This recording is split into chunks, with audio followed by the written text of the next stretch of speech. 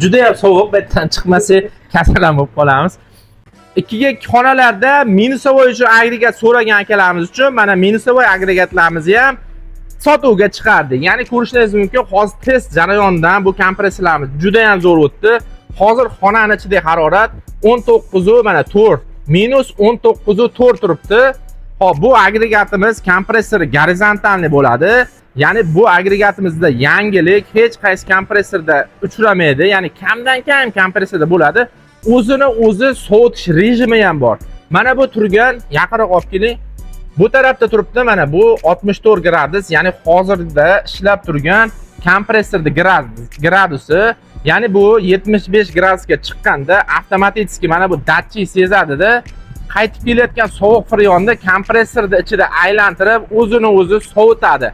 Bu ya'ni minusda ishlaganda kompressor juda ham qiziydi. Shuning uchun o'zini o'zi sovutish rejimini bunga qo'shganmiz. Bu ya'ni mijozlarimizga yanada qulaylik bo'ladi. Xo'p, endi sizlar bilan birgalikda xonani ichini ham bir ko'ramiz.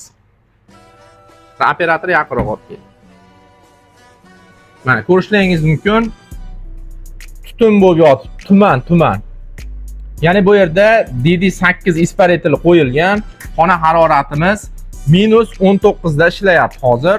Ya'ni mana shunday 2 ga 2 xonalarda, sendvichdan bo'lgan 2 ga 2 xonalarda minus 15, minus 10 rejimda ishlatmoqchi bo'lsangiz, aynan mana shu kompressorlardan sizlarga tavsiya qilamiz. Ya'ni bu plus rejimda ham ishlataverasiz, xohlasangiz minus 10, 15 rejimda ham bemalol ishlasangiz bo'laveradi. Agar sizga mana shunday agregatlarda kerak bo'lsa, pastdagi raqamlarga aloqaga chiqing. Manzilimiz Qo'qonda, butun O'zbekiston bo'ylab yetkazib beriladi.